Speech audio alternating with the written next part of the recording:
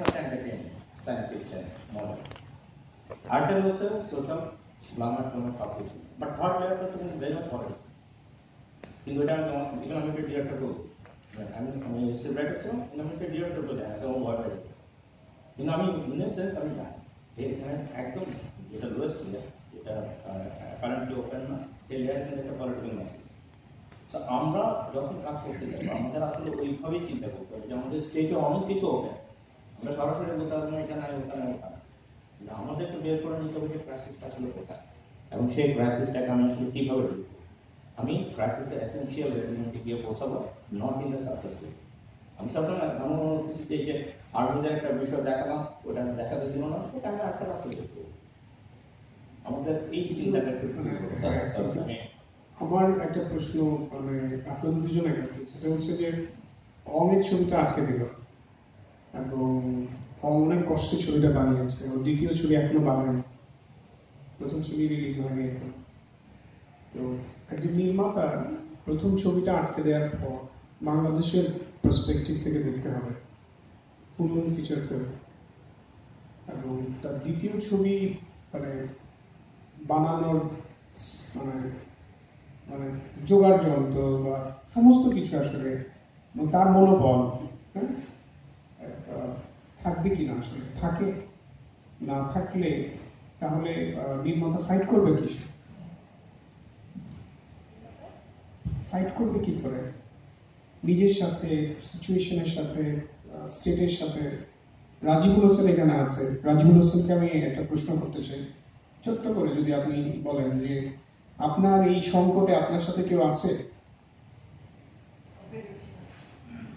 কাউকে দেখছেন না। উনি একজন তরুণ নির্মাতা, তরুণ মানে বৃদ্ধ হন নাই এখনো। যে কথাগুলো অনেকক্ষণ ধরে আপনি বললেন আমার যে শুনেন, যেটা খুবই সহজ কথা, মানে এটা আমরা সবাই জানি কিন্তু বলি না, যে মূল সমস্যা তো রাজনীতি, তাই না? যে এখন ধরেন সাংস্কৃতিক আন্দোলন করে, সংগঠন করে, ওনাদের সাথে কি আপনি কাজ করতে পারবেন? ওনারা কোন ইস্যুতে কাজ করে, কোন ইস্যুতে কথা বলে, কোন ইস্যুতে বলে না, এবং আগে যেটা বলছে পরে সেটা চেঞ্জ করে ফেলে কিনা, এগুলো তো সবার আগে নোটিস করার ব্যাপার। এখন ধরেন আমরা একা কেন, কারণ আমরা সবাই বিচ্ছিন্ন। ধরেন ফরহাদ মাসের ইস্যুতে আপনি কি জানি বলছিলেন, একটা ছবি বানালে ছবি কি সেন্সর পাবে না, চলবে তো, এটা পরে আমি বলছি চলবে না, বা বানাতে পারবেন কিনা সেটা নিয়েও প্রশ্ন আছে, আপনাকে আবার খুব দূর করে দেয় কিনা, এরকম একটা ব্যাপার আছে। এখন যেটা হচ্ছে যে ধরেন ফরহাদ মাসের রাজনীতি নিয়ে অনেক আলাপ আছে, অনেক আলোচনা আছে, অনেক ইত্যাদি আছে। এখন একটা যেই লোক হচ্ছে এতদিন ধরে র্যাব, গুম, খুন ইত্যাদি নিয়ে এত কথা বলছে, এবং এটিএন বাংলা, বিডি নিউজ 24 বা আদার্স মিডিয়া যখন নাটক বনাম নাটক বা ইত্যাদি ইত্যাদি শুরু করছে, আমরা যারা তথাকথিত তরুণ প্রজন্ম, আমরা আসলে কি করতেছি? ফেসবুকে, সোশ্যাল মিডিয়াতে দেখলে সেটা দেখা যায়। এখন আপনি আসলে কোন পক্ষে দাঁড়াচ্ছেন সেটাতে নির্ধারিত হয় আপনার সামনে আসলে কি ঘটবে, ঠিক আছে? এখন আমি ধরেন আমি তো আসলে শুধুমাত্র এই সময়টার জন্য আমি আসি না এখানে, যেটা আমি মনে করি যে আমি যদি আদৌ কিছু করতে চাই সেটা আসলে বৃহত্তর সময়ের জন্য, এবং সেটার জন্য যা করবে সেটা আমাকে করতে হবে। এখন আমি যদি এই যে যেই স্রোত যাচ্ছে সেই স্রোতের সাথে আমি যাই, তো আমি আর সেই স্রোতের মধ্যেই থাকবো, কিন্তু আমি যখন এখান থেকে বের হবো তখন ওই যে ওনার মতো অবস্থা হবে, বাতিক ভাইয়ের মতো অবস্থা হবে, যে 7টা কাঠ দিয়ে তার প্রথম ছবি ছাড়লো, এরপরে তার আমরা তো দেখছি যে তার কি অবস্থা। ওনার পাশে কি আমরা কেউ দাঁড়াইছি? দাঁড়াই নাই, কারণ হচ্ছে আমরা বিচ্ছিন্ন। তো এই যে রাজনৈতিক সমস্যা মূল জায়গায় আমাদের, যে আমরা সবাই বিচ্ছিন্ন এবং আমাদের কাজ নিয়েও তাই আমরা বিচ্ছিন্ন। আমরা যেই ধরনের কাজ করি সেটা আসলে মূল যেই জনগোষ্ঠী আছে আদৌ তারা সেটা রিড করতে আগ্রহী হবে কিনা বা কমিউনিকেট করতে পারবে কিনা, সেটা সবচেয়ে বড় সমস্যা মনে হয় আমার। ধরেন আমি যেই কাজটা করছি কবি সম্মেলনের উপর আমার জবানবন্দি দিয়ে, এটা খুবই অনেকের কাছে মনে হয়েছে যে মানে বিশেষ করে আমার যারা জেন্ডার, যারা বা সেক্সে যারা পুরুষ, তাদের কাছে মনে হয়েছে যে এটা অনেক বেশি আবু সাইদ ভাই যে ফিল্মেকার উনি অনেক কিছু বলছে যে এরকম তো হয় না ইত্যাদি। আমি কিন্তু এটা তো হয়, এটা তো আমি আমার খুবই ঘনিষ্ঠ বন্ধুদের মধ্যে দেখছি বা বান্ধবীদের মধ্যে দেখছি, আমার লাইফে দেখছি, আশেপাশে সবার লাইফে দেখছি এই ধরনের ঘটনাগুলো নিয়মিত ঘটছে। এবং এই কারণেই ধরেন যখন মানে এই ছবিটা নিয়ে যখন আমি প্রথম পাবলিক লাইব্রেরিতে যে শোটা হলো আপনার গত ডিসেম্বরের ফেস্টিভ্যালে, সেখানে সবচেয়ে যেটা আমার কাছে মজা লাগছে যে এত দর্শক আসছেন, এবং আমার কাছে মনে হচ্ছে যে এর চেয়ে বড় শান্তি তো আসলে কিছু হয় না, যে আমি ছবিটা অনেক মানুষকে দেখাচ্ছি এবং বের হওয়ার পরে ছোট ছোট মেয়েরা, বড় বড় মহিলারা সবাই যেইভাবে রেসপন্স করতেছে, এটা তো সবচেয়ে বেশি গুরুত্বপূর্ণ লাগছে আমার, যে তার মানে আমি কিছু হলেও কমিউনিকেট করতে পারছি। কিন্তু ওই যে ঘুরে ফিরে যে আমি যা বানাইতে চাই আমি বানাই কিনা, এবং ধরেন একটা ছবির নাম না বলি এখানে, উনি মানে ওনাকে নিয়ে আমরা অনেকে আশাহত হয়েছি, ওনার ছবি অনেক হিট হয়েছে, কিন্তু উনি কি আসলে তৃপ্ত? ওনার কোনো কথাবার্তায়, পরবর্তীতে লেখায় কোথাও আমি দেখি নাই ওনার মধ্যে, উনি হ্যাঁ বাণিজ্যিকভাবে হয়তো সফল হয়েছে বা অনেক মানুষজন দেখছে, অনেক জায়গায় গেছে গেছে ছবিটা, কিন্তু উনি কি তৃপ্ত আসলে? মানে তাহলে আমি কেন ছবি বানাবো?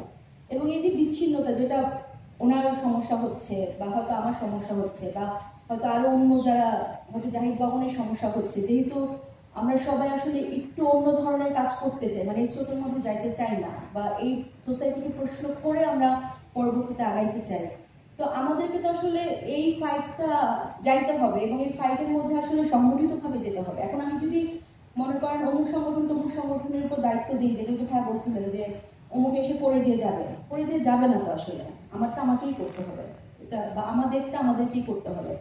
এখন এগুলো নিয়ে কথা বলতে হবে। এখন আমরা তো ধরেন 57 ধারার ভয়ে অর্ধেক মানুষ কথা বলে না, আর অর্ধেক মানুষ নিজের স্বার্থের কারণে কথা বলে না, এবং একটা গুরুত্বপূর্ণ রাজনৈতিক ইস্যুতে নাটক বানানো, নাটক বলে আমরা ছেড়ে দিচ্ছি ব্যাপারটা, কিন্তু এর ভিতরে যে লেয়ার গুলো আছে সেটার দিকে তো আমরা একটু মনোযোগ দিচ্ছি না।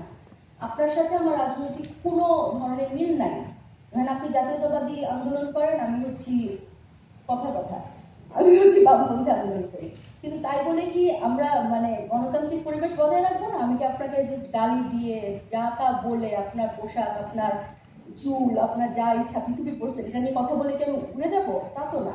তো এই নিজেদের সহনশীলতা নাই, নিজেদের কোনো মানে নিজেদেরকে প্রশ্ন করা নাই, তো সেখানে কিভাবে সেন্সর বোর্ডকে আপনি প্রশ্ন করবেন? সেটা তো অনেক পরের বিষয়। এই আর কি।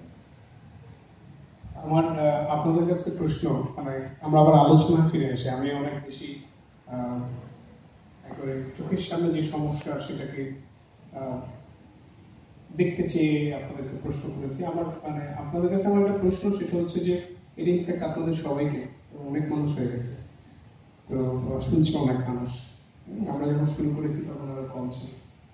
তো যেটা হচ্ছে যে বাংলাদেশের চলচ্চিত্রের ক্ষেত্রে আমরা যদি বলি কোট আনকোট বাংলাদেশের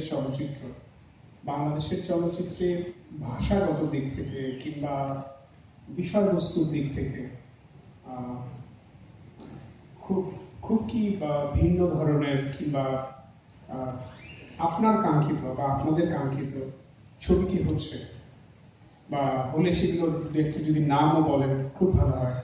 মানে আমরা চলচ্চিত্রের মানে আমাদের কাঙ্ক্ষিত ছবি মানে আমরা কি পাচ্ছি, না এক ধরনের মানে পুনরাবৃত্তি হচ্ছে, আমাদের চর্বিত চর্বণ হচ্ছে, আদৌ তেমন কোনো ভালো কাজ হচ্ছে না, মানে এরকম কি না?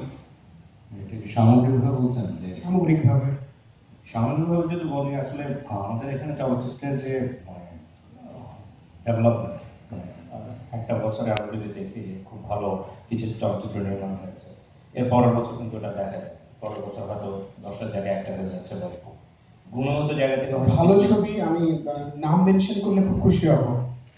আসলে আমার কাছে আমরা একটা জিনিস বলি যে আমি পৃথিবীর সমস্ত ছবিকে কিন্তু অ্যালাউ, আমার কাছে খারাপ লাগে বলে কোনো ছবি নেই। মানে এটা হচ্ছে আমি যখন একটা ছোট্ট বিষয় নিয়ে আমি কাজ করছিলাম 2010 সাল থেকে, তখন থেকে এরা কিন্তু মানে বড় বড় ছবি দেখতাম, তারপর ওসি কুরোসাওয়া। তো ওই ছোট কাজটা করার সময়, একটা রাজনৈতিক চলচ্চিত্র নিয়ে ছোট একটা কাজ করার সময় আমার নানা ধরনের ছবি দেখার অভিজ্ঞতা হয়েছে। ইভেন আমি অ্যাকশন ফিল্ম দেখছি, স্পাই ফিল্ম, তারপর বিভিন্ন ধরনের কনস্পিরেসি থিওরি ফিল্ম। সো আমার কাছে মনে হয় যে ফিল্ম খুবই মানে, যেটা আমরা খুব ইন্টারেস্টিংলি বলতাম লোকাল, ফিল্ম খুব খতরনাক জিনিস। মানে আপনি যে কারণে বললেন যে ফিল্মে এত সমস্যা, ফিল্মে আসলে সবচেয়ে বেশি সমস্যা হবে, আসলে কোথাও সমস্যা হবে না। আপনি যখন আমাদের দেশে না, পৃথিবীর সমস্ত দেশে যখন ছবি বানাতে যান, তখন কিন্তু আসলে সবার খুব মনোযোগ থাকে কিন্তু আসলে কি ছবি তৈরি হচ্ছে। আমি একটা এক্সাম্পল দিই, একটা গুজরাট রাজার উপর একটা ছবি ছিল ফাইনাল সলিউশন। আমি ছবিটা 2010 সালে পেয়েছিলাম, ছবিটা তৈরি হয়েছে তখন কাছাকাছি সময়। এই ছবিটা কিন্তু স্ক্রিনিং বন্ধ ছিল, মুম্বাই ফেস্টিভ্যালে এটাকে ঢুকতে দেওয়া হয় না, কোনো ফেস্টিভ্যালে এটাকে এন্ট্রি দেওয়া হয় না, এবং মুম্বাই ফেস্টিভ্যালে ঢুকতে দেন কিন্তু অনুপম খের। উনি ছিলেন ফেস্টিভ্যাল চেয়ারম্যান, উনি এটা অফ করছেন। এই ছবিটার একটা ডিস্ট্রিবিউশন প্রসেস ছিল এরকম যে আপনি এই ছবিটা পাওয়ার পর অনলাইনে আপনি 5টা কপি করবেন 5 জন বন্ধুকে দিন।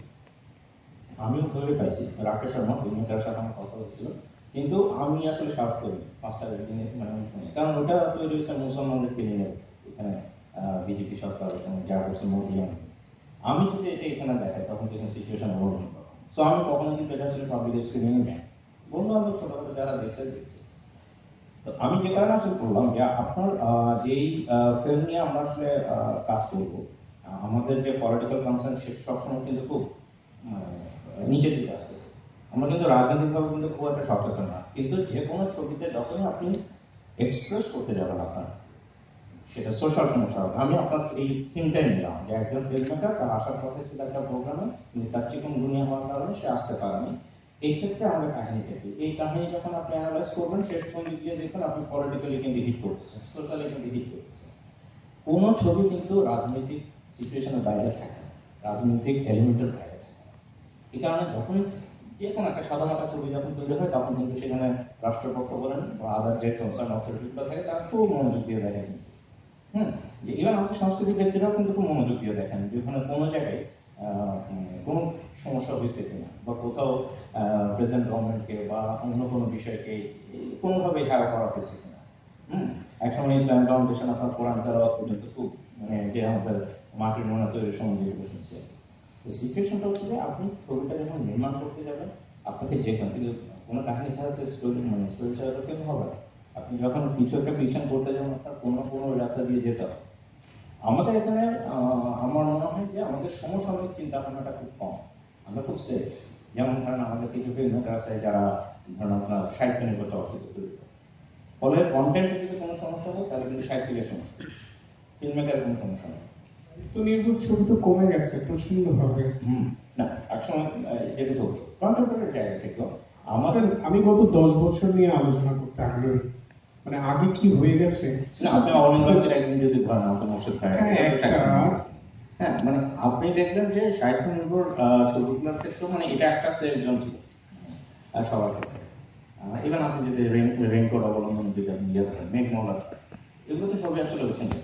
এখন আমরা যদি এই ছবিগুলোর কন্টেন্টে গিয়ে যদি কোনো ধরনের টানাহাসটা করার চেষ্টা করি তখন গিয়ে দেখা যাবে এটা আসলে আগ্রহজনক বিএসএফ থেকে গিয়ে পৌঁছাবে বা আদার থেকে গিয়ে পৌঁছাবে, ফিল্ম মেকার এটা ড্রাইভার কিন্তু দিচ্ছে না। সাপোজ আপনি আপনার যে সমসাময়িক সমস্যা আমাদের ফিল্ম মেকাররা সেটাকে আইডেন্টিফাই করে স্টোরি তৈরি করতে পারছেন না। আমার কাছে যেটা সিম্পলি মনে একটা স্টোরি তৈরি করা কিন্তু যেমন আমি অবজার্ভ রেকর্ড না এটা বলি যে আমি খণ্ডকালীন শিক্ষক হিসেবে 3 বছর ধরে ইউনিভার্সিটিতে পড়াই, ড্রামা ডিপার্টমেন্টে ফিল্ম মিডিয়ায় পড়াই। তো চিত্রনাট্য পড়ানোর সময় আমাকে সবসময় বলতে হয় যে তোমরা আসলে কি নিয়ে ভাবো, ওদের টার্গেট আমরা দেখি আমার তো ফিল্ম প্রোডাকশন, ওদের কাজগুলো খুব ধরনের ফ্রিডম থাকে। আপনি যদি কোনো কারণে যদি ওদের এই 7 মিনিটের 3 মিনিটের কাজগুলো দেখেন they have all the freedom এবং দারুণ দারুণ কাজ করে তারা, কারণ তাদেরকে বলে দেওয়া হচ্ছে যে তোমাদের কোনো জায়গায় শুধু আমি 4টা জিনিস দেখি, তোমার স্টোরি আছে কিনা, সাউন্ড আছে কিনা, ডায়লগ দিচ্ছে কিনা, আর তোমার ক্যামেরা পজিশন ঠিক আছে কিনা, এগুলো আমি দেখবো। কন্টেন্ট নিয়ে আমি কোনো ডিসিশনে যাবো। যে কারণে বললাম যে আমাদের যখন আমরা এই সিচুয়েশনগুলো যখন ফেস করি যে আমাদের বড় একটা সাহিত্য যখন তৈরি করতে যাই আমরা কিন্তু চিত্রনাট্যের ক্ষেত্রেও ঢুকবো। আমরা শুধু মনে করি যে আমাদের আইডিয়া যেটা আমাদের এইটাই হচ্ছে আসলে মূল। আমি সেক্ষেত্রে আমরা আলোচনা কনস্ট্রাকশনে কিন্তু খুব খারাপ। ঠিক আছে, মানে আপনার আলোচনা যেভাবে এগুচ্ছেন সেই জায়গায় আমি একটু যোগ করছি যে আমরা আসলে প্রতিবন্ধকতাটা চিহ্নিত করতে চাচ্ছি, ভাষার দিক থেকে প্রতিবন্ধকতা আছে। আমার কাছে মনে হয়, এটা আমার অবজারভেশন, আমার মনে হয় যে বাংলাদেশের সব ছবি ভালো ছবি, কোটান কোট যে ভালো ছবি তার মোটামুটি 90% ছবি 60-এর দশকে যে ভালো ছবির কনসেপ্ট ছিল বিশেষ করে কলকাতায় মানে সত্যজিৎ, মৃণাল এদের যে ভালো ছবির কনসেপ্ট সেই জায়গাতে আটকে আছে। গল্পের ন্যারেটিভ ওই ধরনের, দৃশ্যায়ন ওই ধরনের, অ্যাক্টিং মানে চেষ্টা করবো এরকম অ্যাক্টিং করানোর, মানে পৃথিবী তো অনেক বদলেছে, অনেক ধরনের বিষয়বস্তু বদলেছে, মানুষের জীবন বদলেছে, মানুষের জীবনের নানা ধরনের উপকরণ যোগ হয়েছে, সেটার কোনো প্রভাব সেই অর্থে নাই। 2-4টে ছবিতে যে চেষ্টা করা হয় সেইটাকে মানে নানাভাবে মানে আটকানোর চেষ্টা হয়। নানা রকম ভাবে। তো আমি এই প্রতিবন্ধকতাগুলো আইডেন্টিফাই করতে চাই। আপনাদের কি মনে হয় যে এই ধরনের ব্যাপার আছে কিনা? তারপর ধরেন আরেকটা প্রতিবন্ধকতা কিরকম কিনা আমি জানি না আপনাদের মধ্যে, যে যেটা আপনি বলছিলেন যে অ্যাক্টিভিস্ট কমে গেছে।